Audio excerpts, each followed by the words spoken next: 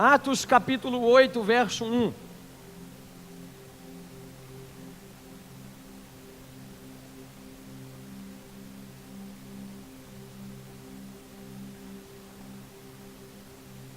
Olha o que a Bíblia diz. E fez naquele dia uma grande perseguição contra a igreja que estava em Jerusalém. E todos foram dispersos pelas terras da Judéia, da Samaria, exceto os apóstolos. E uns varões piedosos foram enterrar Estevão e fizeram sobre ele grande pranto. E Saulo assolava a igreja, entrando pelas casas, arrastando homens e mulheres, e os encerrava na prisão.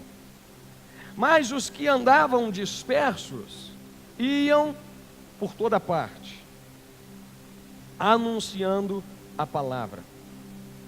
E descendo Filipe à cidade de Samaria, lhes pregava a Cristo. E as multidões unanimemente prestavam atenção ao que Filipe dizia, porque ouviam e viam os sinais que ele fazia. Pois que os espíritos imundos saíam de muitos que os tinham, clamando em alta voz, e muitos paralíticos e coxos eram curados. E havia grande alegria naquela cidade. Vamos orar? Feche os seus olhos. Peça a Deus que fale com você, que use a minha vida para trazer uma palavra para o seu coração essa noite. Senhor, em nome de Jesus, nós agradecemos ao Senhor pela leitura da Tua palavra. E eu quero me colocar, ó meu Deus, à disposição do Teu Espírito Santo. Que não seja eu, mas o Senhor falando através de mim nessa noite, para abençoar a vida do Teu povo. Senhor, em nome de Jesus, que essa palavra possa renovar, fortalecer, trazer um novo ânimo, um novo vigor sobre a vida da sua igreja. Em nome de Jesus, nós repreendemos tudo aquilo que possa tentar dispersar o teu povo nessa noite. Todo espírito maligno que possa tentar usar de alguma artimanha para atrapalhar o nosso culto, atrapalhar de recebermos a tua palavra, nós repreendemos em nome de Jesus Cristo. Que nada, ó meu Pai, impeça do teu povo ouvir e entender a palavra do Senhor nessa noite, em nome de Jesus. Amém, queridos?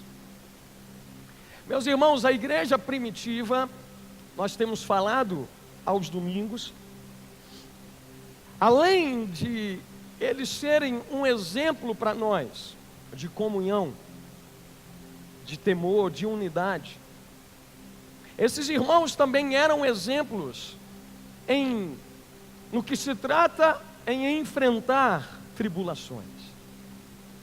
A igreja, ela nasceu no dia de Pentecostes, Atos capítulo 2. E ela permaneceu por um bom tempo estática, parada, sem talvez fazer o que de fato deveriam fazer. Quando eles deveriam estar indo a outros povos, pregando a outras terras. Então, para que isso acontecesse, foi necessário surgir uma perseguição muito intensa sobre a igreja de Atos dos Apóstolos. Após a cura de um aleijado, em Atos 3, de um coxo, melhor dizendo, essas perseguições elas aumentaram, e aí tudo começou entre os apóstolos e os religiosos daquela época. Aqueles homens, os religiosos ali de Jerusalém, começaram a proibir os nossos irmãos de pregar a palavra de Deus, de falar acerca de Jesus. E aí, como eles viram que não estava resolvendo somente ameaçá-los, em muitos casos eles começaram a açoitar os irmãos. Irmãos nossos foram presos, apanharam, E eles começaram então de uma maneira mais violenta a tentar intimidar os nossos irmãos. Porém, eles pensavam que estavam sufocando a igreja. Só que na verdade, sem saber, eles estavam sendo instrumentos de Deus para fazer a igreja de Jesus se expandir na face da terra. Que coisa maravilhosa.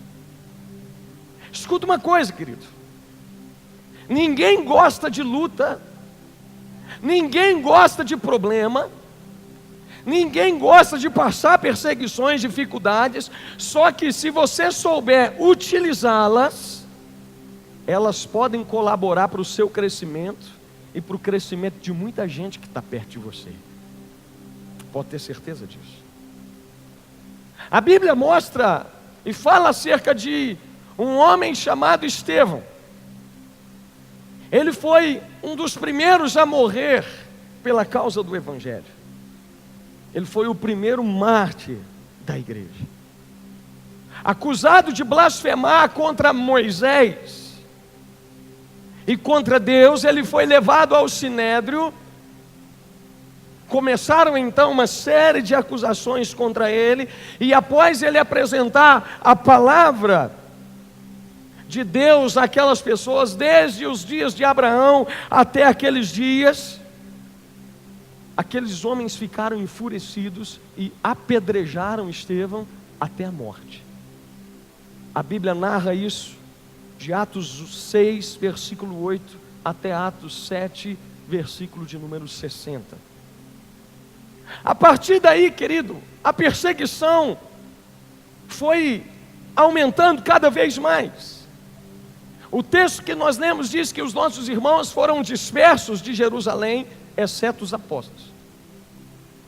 O evangelho então começou a ir se espalhando de cidade em cidade.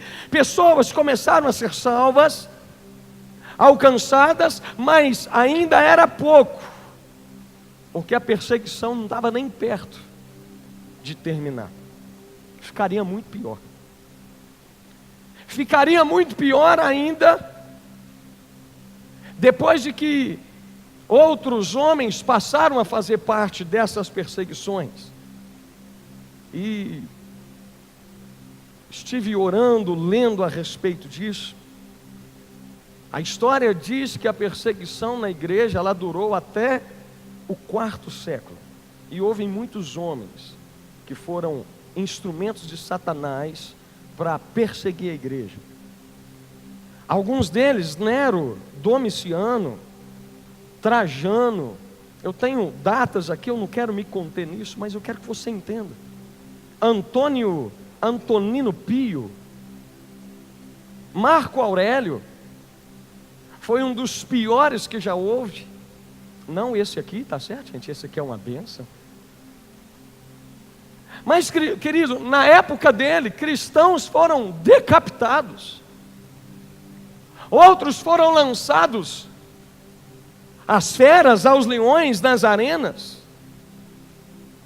Houve um que se chamava Septímio Severo. E ele não se contentou só em decapitar e julgar os cristãos dentro de uma arena para os leões. Ele queimava os cristãos também. Era muito sério. A fama dele era tão terrível que muitos o chamavam de anticristo. E houveram muitos outros: Décio, Valeriano, Diocleciano, Galério, Constâncio. E somente na época de um homem chamado Constantino, filho de Constâncio, é que a perseguição cessou. Pastor, por que o senhor está dizendo tudo isso? Porque apesar de todos os pesares, apesar de toda aquela perseguição que aconteceu, o Evangelho de Jesus não morreu. Vou dizer de novo, porque teve 2 glórias a Deus aqui. Apesar de todas as perseguições, o Evangelho de Jesus não morreu. Amém, querido? Jesus continuou sendo pregado, Jesus continuou sendo exaltado, engrandecido, porque aqueles homens estavam dispostos a tudo, a enfrentar tudo, ainda que as lutas viessem. Porque o que mais importava era levar o nome de Jesus àqueles que precisavam. Ainda que houvesse dor, ainda que houvesse lágrimas, ainda que houvesse perseguições, eles sabiam que Jesus seria reconhecido como o único Deus. Isso era o que importava. Então, querido, tentaram matar o Evangelho através de perseguições, mas quanto mais eles tentavam, mais a palavra de Deus crescia, mais gente era salva. Existe um antigo provérbio que era dito, e eles, eu acho que não tinham aprendido a verdade desse provérbio, e esse provérbio diz que o sangue dos mártires é a semente da igreja. Quanto mais sangue de crente era derramado, mais cristãos eram salvos para a glória do nome de Jesus. Querido, hoje nós só conhecemos o Evangelho porque homens cheios do Espírito Santo enfrentaram os medos deles, as tribulações deles, os seus desejos, o amor por suas próprias vidas, por causa de cada um de nós.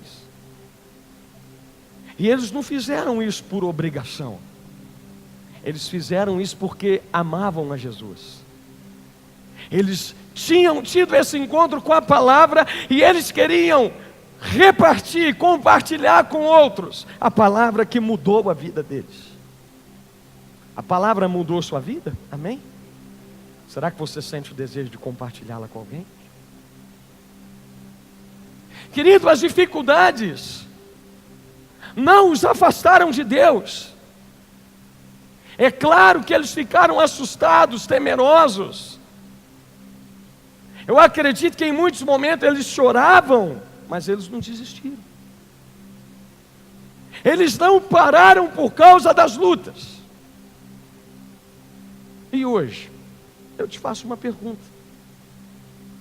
Será que o projeto de Deus para a sua igreja terminou na vida dos apóstolos? Eu acredito que não.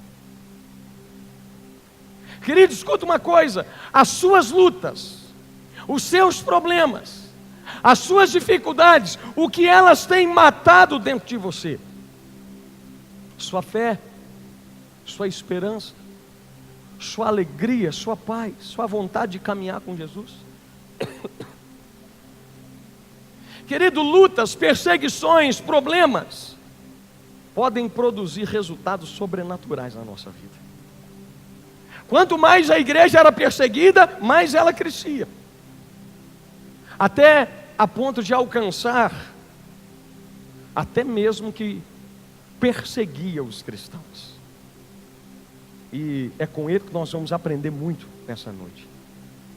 A Bíblia fala de um homem chamado Saulo. Você já ouviu falar dele, com certeza. Querido, Saulo, ele perturbava a igreja. Diz a Bíblia no texto que nós lemos, que ele entrava nas casas e arrastava as pessoas para fora, levava elas para dentro de uma prisão, e tudo que pudesse fazer, eles faziam, contra os cristãos. Só que Deus, ele é tão maravilhoso que ele não permite que os planos dele sejam frustrados. Ele usa as coisas loucas desse mundo para confundir as sábias. 1 Coríntios 1:27, a Bíblia diz isso. No meio do caminho, um belo dia, Paulo, ele tem um encontro com Jesus. E aí ele passa a crer no Jesus que ele perseguia. E ele passa a usar o seu conhecimento para pregar, para levar a palavra. Ele se dispõe a sofrer pelo Evangelho.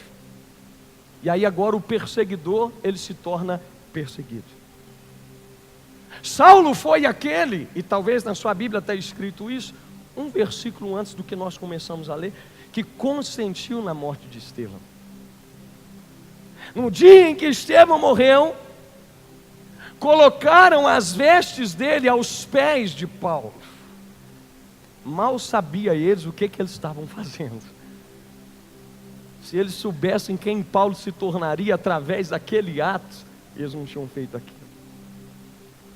Querido, a morte de Estevão, ela causou um impacto tão grande na vida de Saulo, que ele se tornou o maior defensor do Evangelho, da palavra de Deus.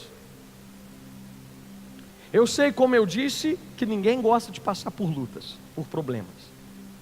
Mas através de você, Deus pode transformar a vida de muitos Saulos que estão perdidos aí fora.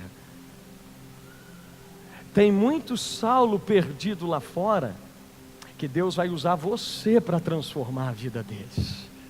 Através das vitórias que Deus vai te dar, através dos milagres que Jesus vai operar na sua vida, através do seu testemunho, através da glória de Deus na sua vida, muita gente vai ser salva.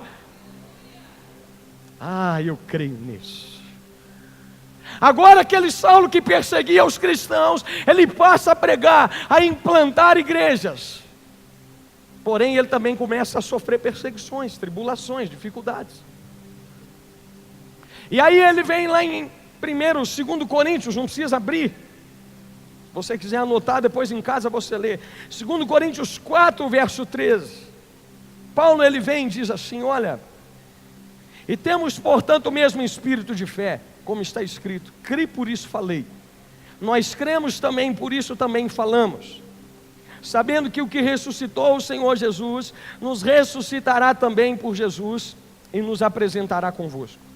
Porque tudo isso é por amor de vós, para que a graça multiplicada por meio de muitos, torne abundante a ação de graças para a glória de Deus. Por isso não desfalecemos, mas ainda que o nosso homem exterior se corrompa, o interior contudo se renova de dia em dia, porque a nossa leve e momentânea tribulação produz para nós um peso eterno de glória muito excelente. Não atentando nós nas coisas que se veem, mas nas que não se veem, porque as que se veem são temporais e as que não se veem são eternas. Querido, Paulo, ele enfrentou sofrimentos terríveis, aflições por causa do Evangelho.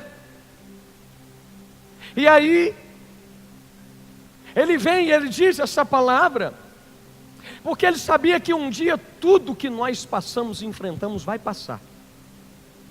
Ele sabia que um dia ele receberia a recompensa do Senhor, tudo ia acabar, e ele ia poder participar de todas as promessas que Deus tinha para ele. Quando nós vivemos um problema, é muito fácil nós focarmos neles, na dor do momento, e às vezes nós nos esquecemos dos nossos objetivos, do nosso alvo. Da mesma maneira que um atleta, ele corre e ele se concentra na linha de chegada e ele esquece da dor que ele está sentindo, nós também devemos fazer. Eu estou caminhando rumo a uma promessa, a um milagre, aquilo que Deus disse que faria na minha vida. Então, meu irmão, não pare em momento algum. Não olhe para as dificuldades, não foque nos problemas. Foque naquilo que está reservado e guardado para você.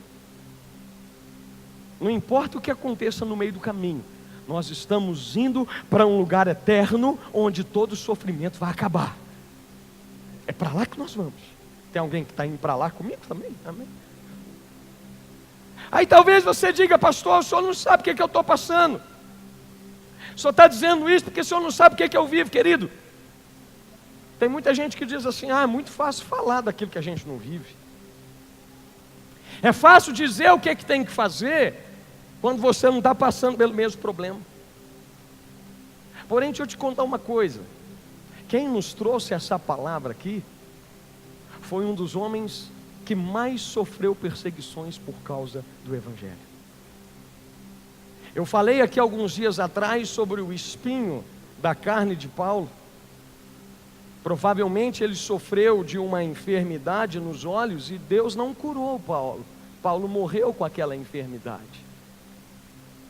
E aí, querido, lá em 2 Coríntios 12, 23, eu quero ler essa palavra porque é importante você entender isso. Paulo, ele diz assim: são ministros de Cristo, falo como fora de mim. Eu ainda mais em trabalhos, muito mais em açoites, mais do que eles em prisões, muito mais, em perigo de morte muitas vezes. Recebi dos judeus 5 quarentenas de açoites menos um. 3 vezes fui açoitado com vara, 1 vez apedrejado, 3 vezes sofri naufrágio, 1 noite e 1 dia passei no abismo, em viagens muitas vezes em perigos de rios, de salteadores, ladrões, em perigos dos da minha nação, em perigo dos gentios, em perigos da cidade, no deserto, no mar, em perigo entre os falsos irmãos, em trabalhos, fadiga, em vigílias muitas vezes, em fome, em sede, em jejum, muitas vezes em frio, em nudez. Além das coisas exteriores que me oprime a cada dia e o cuidado de todas as igrejas. Esse é o famoso Paulo que nos diz que a nossa aprovação é leve e momentânea. Então eu não estou falando de mim. O texto que nós lemos aqui mostra de um homem que sofreu todo tipo de perseguição e um pouquinho mais. E ele vem e nos traz essa palavra nessa noite. Paulo falou daquilo que ele viveu. E assim como ele venceu, se nós nos comportarmos como ele, nós também vamos vencer. Fala para quem está do seu lado assim: você é vencedor, meu irmão. Amém. Em primeiro lugar, eu quero que você entenda nesse texto, Paulo diz, o mesmo espírito de fé. Diga comigo, o mesmo espírito de fé. Querido, tudo que estava sobre os apóstolos está sobre você. Nós temos o mesmo acesso, o mesmo poder, a mesma unção, a mesma graça, a mesma misericórdia, o mesmo amor de Deus que repousava sobre eles, repousa sobre nós. Está sobre a igreja. A diferença é que às vezes nós não cremos da forma que eles acreditavam. Aí é que está o problema. Quando passamos uma dificuldade, temos uma fé que esmorece facilmente. E aí, na hora em que deveríamos falar, liberar uma palavra de fé, nós fraquejamos. A gente diminui o entusiasmo, a gente perde a alegria, e não falamos com tanta fé como eles. O texto é claro, aquilo que nós falamos é resultado do que nós cremos. Se você só libera palavras negativas acerca de você mesmo, é porque você crê de verdade que você é isso que você está falando. Palavras, queridos, elas podem construir paredes na nossa frente, ou elas podem construir pontes para a gente alcançar o destino que o Senhor traçou e trilhou para nós. E se você crê dessa maneira, é assim que vai ser. Nem Deus pode interromper naquilo que você já determinou no seu coração. Ele te respeita. Sabia disso? Ele respeita as suas vontades. E Jesus, ele é tão maravilhoso que ele não erra mesmo, porque ele diz que a boca fala daquilo que está cheio do coração. Se você só libera palavras de derrota, é sinal de que você de verdade crê naquilo que você está falando. Então, a Bíblia diz que o mesmo espírito de fé está ao nosso acesso, só que nós agimos com uma fé diferente da deles, encaramos as situações de maneira diferente. Talvez o mesmo problema que o meu irmão viveu, um encara de uma maneira, outro encara de outra maneira. Pastor, como então encarar as tribulações na visão do apóstolo Paulo? Em primeiro lugar, diga comigo assim: enxergando-as de uma maneira leve. Amém, querido? A sua tribulação, ela precisa ser vista como algo leve,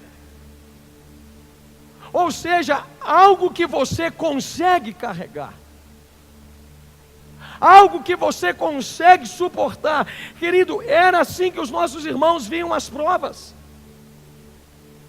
Lá em Atos capítulo 5, versículo 41, a Bíblia fala que eles se regozijavam por terem sido dignos de passar tribulações por causa do nome de Jesus. Haviam prendido, açoitado alguns irmãos, Pedro, os irmãos que estavam com ele ali. E aí Gamaliel chega para aqueles líderes e fala: não, se isso for de Deus vai prosperar, se não for, deixa para lá. Aqueles homens apanharam, diz o texto, e eles saíram ali no versículo 41, saltando de alegria por terem sido dignos de passar por provações, por causa do nome de Jesus. Querido, o espírito de fé, ele me leva a agir e a falar pela fé. Olha o verso 16, de 2 Coríntios, capítulo 4.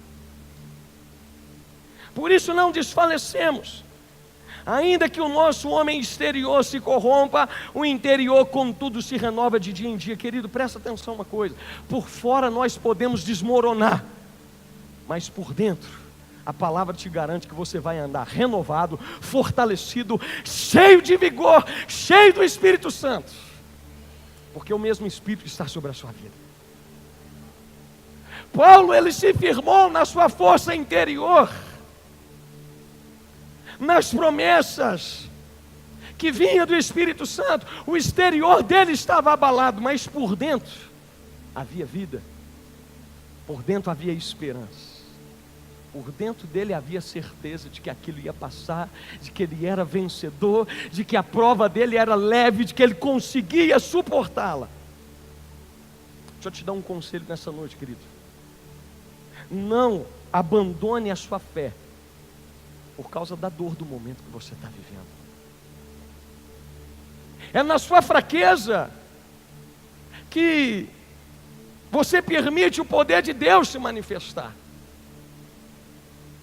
Jesus disse em Mateus 11, verso 28 ao 30. Você conhece muito esse texto: vinde a mim, todos vós que estáis cansados e oprimidos, e eu vos aliviarei. Deixa eu te contar uma coisa. Lá no finalzinho ele diz: porque o meu jugo é suave e o meu fardo é leve.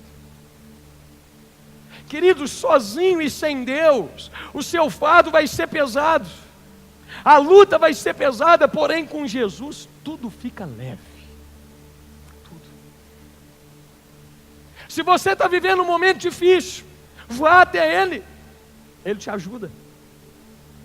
Se você está vivendo problemas, lutas, tribulações, Ele te alivia, Ele te dá descanso, Ele te oferece esse cuidado para que você continue a sua caminhada com Ele. O problema não é ter um fardo pesado, o problema é você querer carregar o seu fardo longe de Jesus. Você não vai conseguir. Vinde a mim. Está pesado, meu irmão? Tem alguém aqui passando problema? Ou é só eu? Alguém? Glória a Deus, achei que era só eu. Está pesado? Se aproxima dele. Vá para a oração. Se você está cansado, Jesus está te convidando: vem para mim. Se aproxima mais de mim. O problema nosso é que ao invés de nós irmos até Ele, tem muita gente que se vai dele. Ao invés de você da luta te aproximar de Jesus, tem gente que se distancia. Sabe, querido, eu vou te dizer algo, talvez isso aqui seja resposta de oração para a sua vida. Pastor, está difícil demais, eu não estou conseguindo carregar o meu fardo. Deixa eu te dar uma luz nessa noite. Não é que o fardo pesou, talvez foi você que se afastou de Deus. Porque todo mundo que tenta carregar o seu fardo sozinho, ele vai achar que o fardo está pesado. Agora, quando eu caminho com Jesus, o fardo se torna suave, se torna leve. Por quê, pastor? Porque Ele te ajuda. Jesus não permite você passar por uma prova para você morrer na prova. Ele quer te ajudar a passar por ela. Deixa Ele te ajudar. Se aproxima de Deus. Lá em 2 Coríntios 1, verso 8, Paulo ele fala que a tribulação foi tão grande que eles foram agravados de tantas lutas que eles acharam que eles não iam suportar. E diz a Bíblia que até da vida eles desesperaram. Está escrito lá. Paulo escreve que ele e os seus companheiros sentiram ali naquela ocasião que eles iriam morrer e que eles não podiam fazer nada para se autoajudar. Pastor, o que eles fizeram? Vamos buscar a Deus. Se você está sendo exprimido, esmagado por um problema, se aproxime de Deus, porque Ele vai te ajudar a carregar o seu fardo. Você não está sozinho. Diga comigo assim: é leve. Fala assim: eu consigo. Então, querido, quando você passa a depender de Deus, os problemas nunca te afastam dele, sempre vão te aproximar cada vez mais de Deus. E aí Paulo vem e ele nos traz uma outra maneira de você vencer as tribulações. Como, pastor? Vendo-as como momentânea.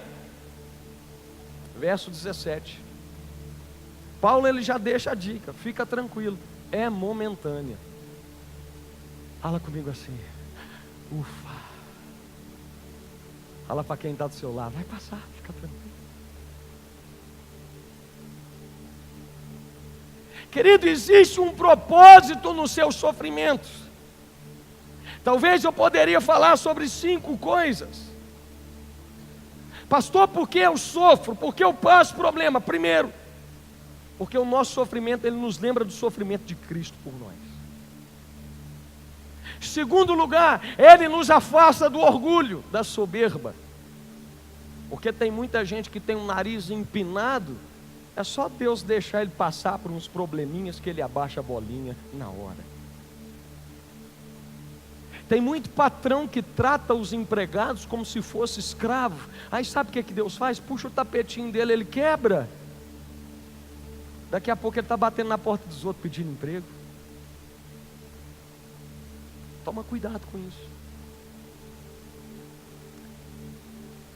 Terceiro lugar, pastor, por que eu passo problema? Porque eles nos levam a olhar para além dessa vida. Paulo está nos dando um conselho aqui: coloca os seus olhos naquilo que é eterno. Para de olhar para cá,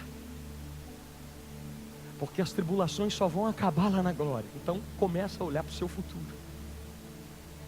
Quarto lugar, ela nos dá oportunidades de servir de testemunho para outras pessoas. Você já percebeu quanta gente é abençoada através de você? Do que Deus faz na sua vida? Do que Deus ainda vai fazer? Deus vai te abençoar tanto que tem muita gente que vai olhar para você e vai falar: por que está acontecendo? Você vai falar: Jesus na minha vida, eu também tenho para repartir com você. Você quer? Eu preciso crer nisso. Quinto lugar, pastor, por que eu passo por luta? Porque elas dão a Deus a oportunidade de demonstrar o seu poder na nossa vida. Querido, 2 Coríntios 4, verso 8, Paulo ele diz: em tudo somos atribulados, mas não angustiados, perplexos, mas não desanimados, perseguidos, mas não desamparados, abatidos, mas não destruídos. Presta atenção numa coisa: nós podemos até estar em um momento difícil, mas é só um momento, vai passar. O salmista no Salmo 126, aquele que vai andando, chorando, plantando, semeando, ele voltará com muita alegria com a sua colheita nos braços. Querido, eu já disse aqui na igreja: nunca pare para chorar. Vai enxugando as lágrimas, vai seguindo em frente, mas não pare. É só um momento. A sua tribulação vai passar, queridos. Por isso, enfrente o momento, para que o momento que você está vivendo não ofusque a visão de um futuro melhor que Deus reservou para você lá na frente. Não deixa isso te parar. Paulo fala no verso 18: coloca os seus olhos no que é eterno. Querido, o momento, ele fala daquilo que eu vivo hoje. daquilo que eu vejo com os meus olhos hoje. Hoje você está vivendo uma coisa difícil, hoje você está vendo só obstáculo, amanhã você vai ver milagres de Deus acontecendo na sua vida. Não pare por causa do momento. Pare de olhar para as coisas que se veem, porque o que você está vendo, Paulo está garantindo para mim e para você, vai passar. Então, se você está vendo uma dificuldade, não coloque os seus olhos nela não, porque daqui a pouco ela não vai existir mais. Deus vai tirar isso do seu caminho, não vai ter obstáculo para parar o que Deus tem para fazer na sua vida. Fica firme. Sabe, ao invés de olhar para o problema, eu sempre tento enxergar pela fé o que ele pode produzir na minha vida. Às vezes eu choro, tem dia que dói, mas eu só não posso parar. A Bíblia fala que nós somos vasos nas mãos do oleiro. E Deus às vezes Ele precisa te quebrar. E quando quebra, dói. E quando dói, produz choro. Pastor, tem problema chorar? De jeito nenhum, querido. Deus não tem problema com quem chora, eu já falei isso aqui. Eu não preciso me mostrar forte o tempo todo, eu só não posso parar de caminhar. Ainda que eu esteja chorando, sofrendo, continua caminhando, vai enxugando as lágrimas, e cada lágrima que você enxugar e julgar o chão, é uma gotinha que vai regar a semente que foi plantada ali.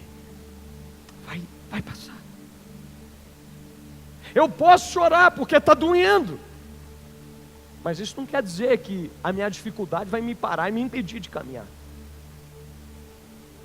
Eu gosto de dizer, querido, que a minha provação, ela é momentânea, mas se eu parar, ela vai se tornar duradoura. Nunca esqueça disso. Eu confesso para vocês, eu sou muito chorão. Eu tenho dias que eu venho para cá sozinho e eu choro. Eu não sou super-homem, não sou diferente de você porque eu sou pastor. Tem gente que às vezes pensa assim: eu nunca vou sentir e servir a Deus como um pastor, ele tem uma fé diferente. Querido, tem nada. Eu sou igualzinho você. Eu tenho meus momentos, mas eu não posso parar. Ainda que esteja doendo, ainda que eu esteja triste, ainda que eu esteja abatido, mas eu não estou derrotado. Ainda que a dor bata a porta da minha casa, ela não tirou meu fôlego de vida. Se tem vida, tem esperança de um futuro melhor. Então, querido, vamos confiar, ainda que eu esteja debaixo de lágrimas, porque está doendo, eu não posso parar de caminhar. Só que tem gente que tem a síndrome de Hard. Você já viu essa síndrome? Não? Já viu aquele desenho de uma hiena? E ele fica assim: ó céus, ó vida, ó dor, isso não vai dar certo. É a famosa síndrome de Hard. Pois procura lá na internet. Você já deve ter visto. Oh, azar.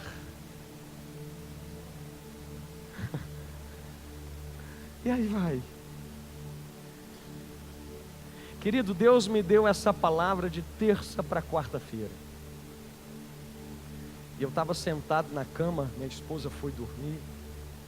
E eu preparei essa mensagem debaixo de lágrima. Como eu chorei, sentado na minha cama. Só que eu entendo que toda luta ela vai passar. A sua luta vai passar. E quando passar, a Bíblia já está dizendo o que ela vai fazer. O que, pastor? Vai produzir um peso de glória na sua vida. Paulo ele vem e diz: a leve e momentânea tribulação, quando vencida, ela se torna produtiva. Presta atenção uma coisa. Toda tribulação ela produz algo. Só que a produção, eu falo que ela depende de você. O texto diz no verso 17 que a tribulação ela produz glória. Só que na vida de alguns ela produz murmuração. Na vida de alguns ela produz depressão, reclamação, desespero, morte. Você sabia que o que mais existe são pessoas vivas, mas que já morreram há muito tempo? Pastor, nunca encontrei com assombração, não. Você conversa com elas todos os dias. Talvez você trabalhe com gente assim, gente que está viva, mas que morreu.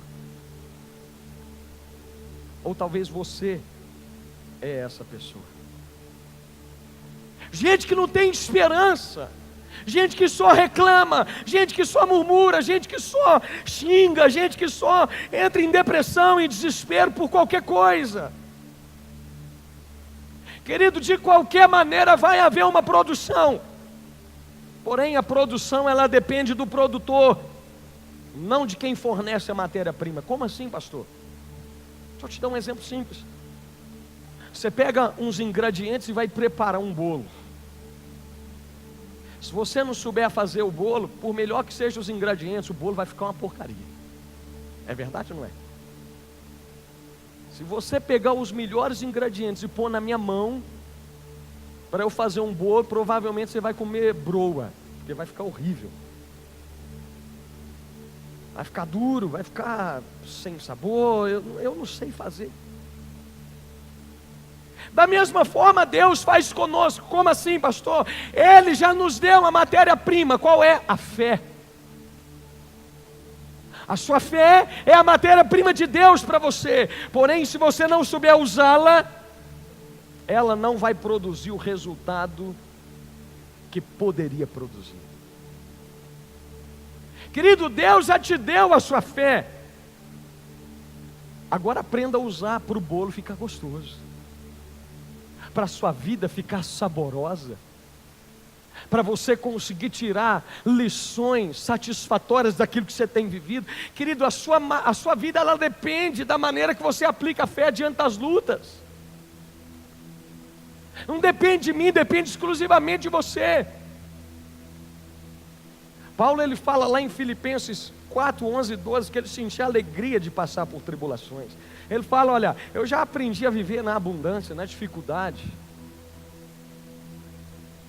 Ele fala, em todas as coisas eu sou instruído, tanto na fartura como ter fome, quanto na abundância, quanto a passar necessidade. Então fica tranquilo. Tudo depende da maneira que você enxerga as coisas. Deus colocou o mesmo espírito de fé sobre a nossa vida. Só depende de você usar. É a mesma coisa da azeitona. A azeitona, quanto mais ela é prensada, mais azeite ela produz e mais fino se torna o azeite, mais saboroso. Os mais antigos aí vão lembrar das locomotivas que haviam no passado. As locomotivas funcionavam antigamente, haviam caldeiras nelas, e quanto mais pressão tinha, mais ela andava. Era assim. Quanto mais lenha no fogo colocava, as caldeiras começavam a ter pressão, e aí começava a andar, a girar com mais rapidez as rodas, e a locomotiva andava e tinha mais força. Pastor, o que você está dizendo? Você é um ser humano qualquer, eu sou um ser humano qualquer, mas dentro de mim, de você, habita um Deus poderoso, que quando a fé, ela entra em combustão, meu irmão, não tem problema, dificuldade que vai parar no nosso caminho. Você vai passar por cima delas. Você e eu fomos feitos para aguentar a pressão. Bata um peito aí e fala comigo assim, eu vou conseguir. Fala para quem está do seu lado assim, você vai aguentar, meu irmão, fica tranquilo. Meu querido, você foi criado por alguém que não erra. Deus não errou com você. Então fica tranquilo. Ele te criou do jeito que você tinha que ser. Ele te colocou no lugar que você tinha que estar. Então agora é você aprender a tirar as lições que Ele quer te ensinar desse problema. Se Deus te permitiu viver, é porque você consegue vencer. Se você está passando por uma prova difícil, dolorosa, pastor, estou chorando, ai céus, vida, vai passar, meu irmão. Jesus é contigo. Glória. Querido, Ele sabe que esse problema pode se tornar produtivo. Agora lembre de uma coisa: o resultado final do bolo será de acordo com como você usar a matéria-prima. Se você usar a sua fé diante das lutas, seu bolo vai sair saboroso.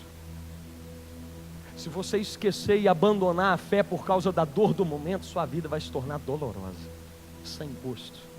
Tem muita gente que tem uma vida tão sem gosto, sem sabor, mas não é porque ela não tem dinheiro, não é porque ela, não, é porque ela perdeu a fé. Ela não crê em Jesus. Querido, Deus não te criou para viver, para te ver derrotado. A derrota, ela é decretada por você mesmo. Já viu aqueles filmes, aqueles seriados em que o policial, ele prende um camarada e ele fala assim: você tem o direito de permanecer calado, porque tudo aquilo que você disser vai ser usado contra você no tribunal. Diante das lutas, se não for para você liberar uma palavra de fé, é melhor você permanecer calado, porque tudo que você disser, o diabo vai pegar e vai usar contra a sua vida. Tudo que você liberar e falar: eu não dou conta, eu não consigo, eu vou morrer, eu vou parar, eu vou largar Jesus, eu vou largar a igreja, daqui a pouco o diabo vai fazer e vai pegar: era tudo que eu precisava ouvir. Se ele já falou, é porque ele crê. Agora, se ele crê, então é só colocar mais uma dificuldadezinha, daqui a pouco ele abandona a fé, ele larga Jesus, começa a falar mal da igreja, fala mal do pastor, fala mal dos irmãos, fala que não quer ajuda de ninguém, daqui a pouco ele está desviado, está morto, pronto. Começou com o quê? Palavra. Diga comigo assim: tudo que eu disser vai ser usado contra mim ou a favor de mim. Então, querido, pega esse pacote chamado problema, tira os ingredientes que Deus te der e usa eles. Põe um pouquinho de fé na sua massa, que no final vai dar tudo certo. Querido, Paulo, ele deixa claro: a fé, ela gera ânimo. 2 Coríntios 5, versículos 6 e 7. Pelo que estamos sempre de bom ânimo, sabendo que enquanto estamos no corpo, vivemos ausentes do Senhor, porque andamos por fé e não por vista. Querido, quem vive pela fé, ele vive sempre animado, porque o futuro anima ele. Os sonhos nos mantêm vivos.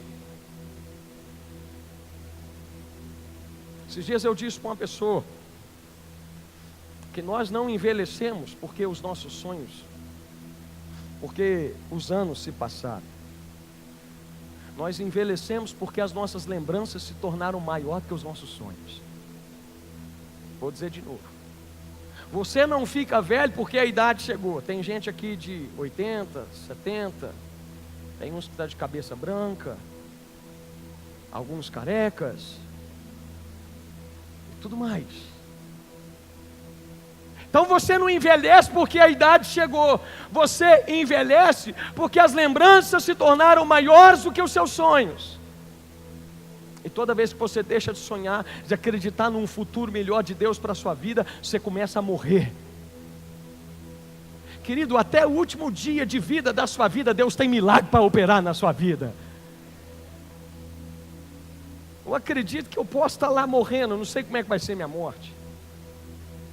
Mas se eu estiver doente, não sei, estiver numa cama, ou a velhice chegar para mim, e eu já estiver lá custando a falar, usando dentadura, eu vou falar para a pastora assim: tem um trem aqui no meu dente, aqui, então, não sei o que é. Se chegar alguém do meu lado lá para conversar comigo na hora da minha morte, eu peço graça a Deus, para que ainda nos meus últimos dias de vida, eu tenha uma palavra de esperança para liberar sobre alguém. Querido, a fé gera ânimo. Quem vive de passado normalmente está com a fé abalada. Sabe aquele tipo de gente assim, eu era. Deus já fez tanta coisa na minha vida. Nossa, eu já vivi tanta experiência boa. Meu irmão, para de olhar para o passado. Deus quer que você viva hoje e quer te preparar aquilo que você está vivendo hoje para aquilo que você vai viver amanhã. Fica firme com o Senhor. O que o profeta disse? Eu quero trazer à memória o que me dá. Eu não vou trazer à memória o que vai me estagnar.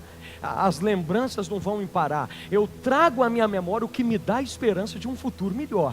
Se Deus fez milagre no passado, o que dirá que Deus pode fazer na minha vida amanhã, daqui 1 ano, daqui 10 anos? Querido, eu fico imaginando o que é que Deus vai fazer na minha vida daqui 15 anos. Eu não sei.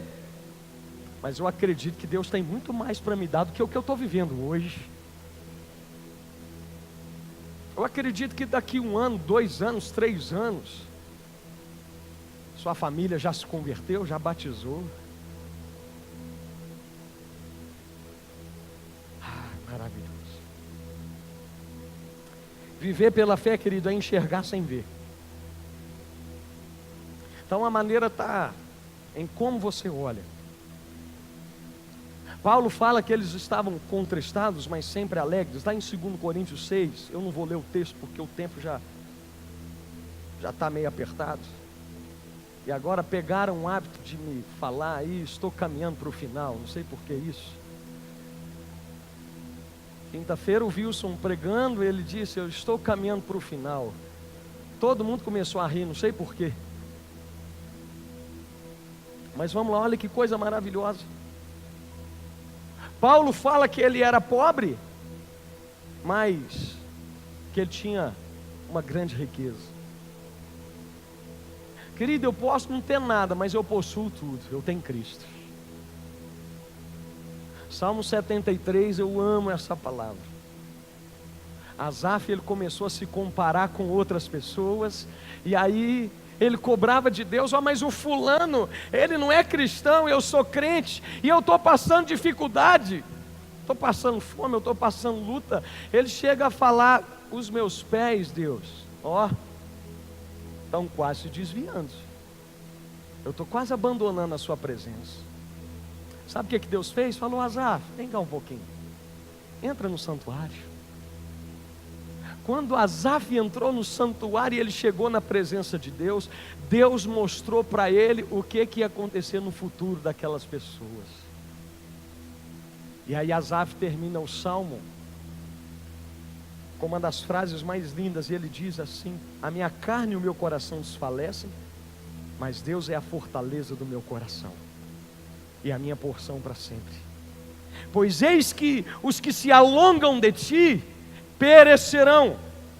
Tu tens destruído todos aqueles que se desviam de ti, mas para mim, bom é me aproximar de Deus. Pus a minha confiança no Senhor para anunciar todas as suas obras. Querido, além da luta produzir glória em mim, as tribulações também produzem glória nos outros que estão perto de mim. Tudo que Deus permite vai servir de testemunho na sua vida. Ninguém disse amém, mas amém. Filipenses 1, verso 12, que texto maravilhoso.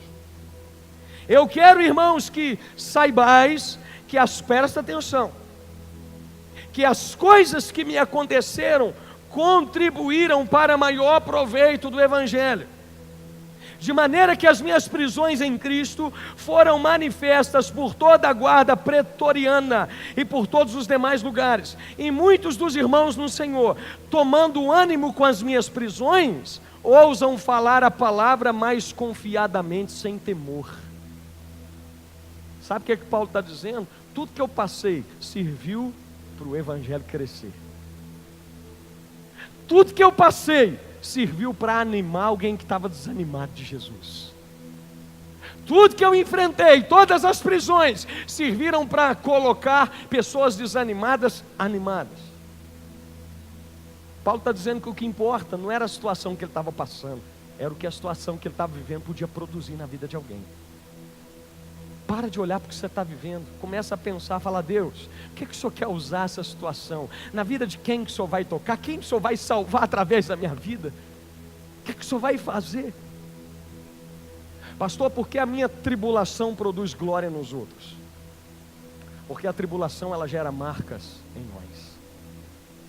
E aí eu quero caminhar para o final. Essas marcas eu chamo de cicatrizes. Alguns dias atrás eu dei uma palavra aqui para os líderes de célula sobre isso. Presta atenção, isso aqui é lindo. Querido, até o nosso mestre, ele enfrentou isso. Como assim, pastor? João capítulo 20, verso 24 ao 31, não vou ler, depois você lê em casa. Meu irmão, todos nós temos uma vida cheia de marcas, cheia de dores. Às vezes as marcas são boas, outras vezes ruins. Às vezes temos experiências boas, outras negativas, tristes.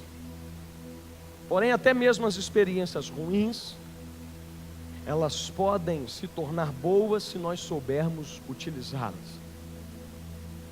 Em algum momento da sua vida, Deus vai te dar a oportunidade de você usar a sua experiência para abençoar alguém. E eu dizia para os irmãos aqui que estavam aqui sexta-feira na reunião de líderes: Deus não quer usar diploma, Deus quer usar cicatrizes. Oh, que maravilha! O texto mostra que Tomé, ele duvidou do relato acerca de Jesus, ele não creu que Jesus tinha ressuscitado. E ele falou que só ia crer se ele visse as marcas nas mãos de Jesus. Ele queria ver as marcas, ele queria tocar, para constatar que aquilo era verdade. Querido, Tomé, ele foi um exemplo de incredulidade, e o mundo hoje não está diferente. As pessoas são incrédulas.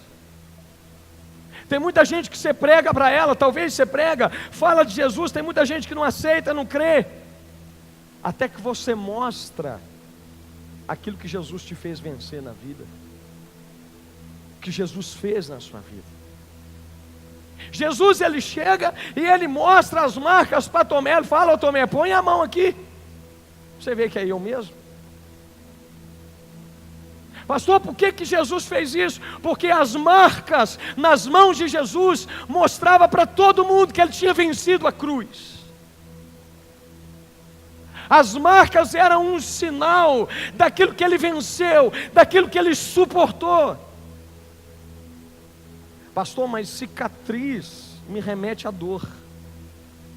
Meu irmão, quem não sofre dor, não tem história para contar. Não tem.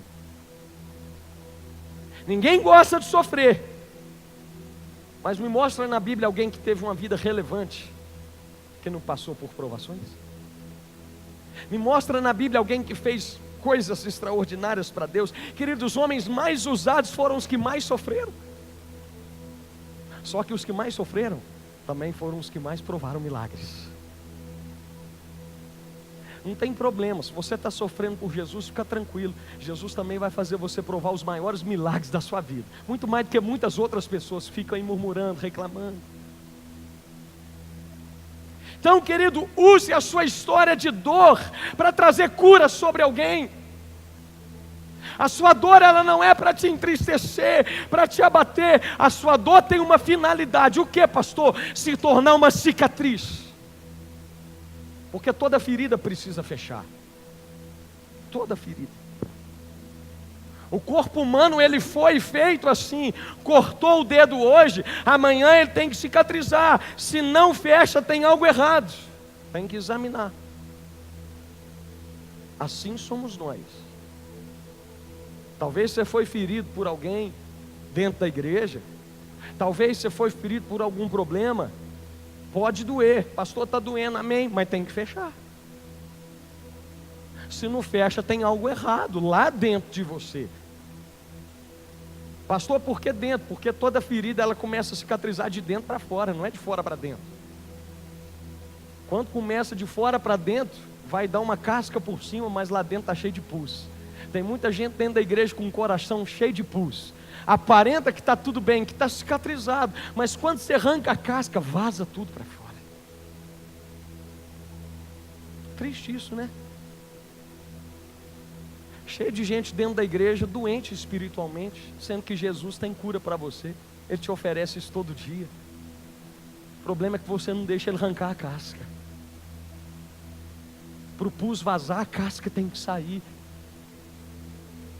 Para o pecado vazar, para a tristeza, para a falta de perdão sair, a casca da aparência tem que sair. Então deixa Jesus arrancar. Pastor, dói demais, eu sei que dói, mas vai trazer cura. Então a sua dor ela tem uma finalidade, qual é? Se tornar uma cicatriz, porque a sua cicatriz amanhã, ela vai ajudar alguém que está passando pela mesma dor que você passou. Isso precisa ficar claro. O meu problema hoje é uma dor, mas amanhã a minha dor vai se tornar uma cicatriz, e a minha cicatriz vai ajudar alguém a vencer a dor dela. É isso que eu preciso crer. Ainda que eu ande pelo vale da sombra da morte, eu não temerei. Querido Deus, Ele nem sempre nos livra dos problemas. Às vezes Ele vai deixar você passar. Pastor, por que então que eu tenho que orar? Se Jesus não vai me livrar do problema, para que eu tenho que orar e pedir a Ele livramento? Querido, lembra do que eu preguei? Oração deve ser vista como relacionamento, não como uma maneira de solucionar problema. Jesus, Ele orou, e mesmo assim Ele não foi poupado da cruz. Deus permitiu com que Ele passasse. Se você ler lá no capítulo 4 de Atos, a Bíblia diz que quando Pedro saiu da prisão, ele foi ao encontro dos irmãos. E aí eles começaram a dar glória a Deus, começaram a exaltar o nome do Senhor. Sabe o que eles oraram pedindo a Deus? Pastor, eles oraram por livramento? Não, eles oraram por ousadia em continuar pregando a palavra, ainda que as perseguições continuassem. Eles não falaram: Deus, nos livra dos problemas. Não, Deus nos deu ousadia para a gente enfrentar tudo que tiver que enfrentar, para a gente continuar pregando a palavra. Querido, Jesus foi assim: se possível, afasta de mim esse cálice. Jesus estava pedindo livramento para Deus. Só que quando ele também continuou orando, ele disse: mas todavia seja feita a sua vontade. O que é que Jesus estava dizendo? Me dê ousadia para enfrentar. Se o Senhor quer que eu passe por isso, então me dá força para eu suportar. Querido, Jesus suou gota de sangue. Estevão foi apedrejado e ele morreu. Imagina as marcas no corpo de Estevão, de tanta pedrada que ele tomou. Só que as marcas de Estevão fizeram com que uma igreja forte se levantasse na face da terra. As suas marcas de dor, a sua cicatriz vai fortalecer alguém no meio da dor dela. Creia nisso. Porque Deus, Ele nos surpreende sempre. O que a sua leve e momentânea tribulação tem produzido? Eu já preguei aqui no Salmo 126, e eu termino te dizendo isso. As marcas, elas nos fazem até chorar. Porém, um dia a minha dor vai passar. E quando a minha dor passar, você vai dizer as mesmas palavras do salmista no Salmo 126. Grandes coisas tem feito o Senhor por nós, por isso estamos alegres. Está doendo, mas vai passar. Pastor, a ferida está aberta, Jesus pode cicatrizar ela hoje. E amanhã, pastor, por que eu estou passando isso? Daqui a um tempo você vai entender. Eu compartilhei com os irmãos aqui, no dia da reunião de líder, que eu e a minha esposa, nós enfrentamos muitos desafios na área ministerial. E eu não sabia por quê. Muitos anos depois, poucos dias atrás, nós nos assentamos com um casal, um amigo nosso, e tudo que nós vivemos, eles estavam passando. Como é que eu aconselhei eles? Mostrei as marcas. Falei, tá vendo aqui? Fui cortado aqui, tá vendo aqui no peito? Isso aqui abriu um buraco enorme. Mas eu agi assim, assim, assim, e cicatrizou. Por que você está me falando isso? Porque a sua também vai fechar se você permitir. Assim como eu venci, você também vai vencer. Você crê nisso? Diga comigo assim: a minha leve e momentânea tribulação vai produzir um peso muito excelente de glória na minha vida e na vida de quem estiver perto de mim. Fica de pé no seu lugar.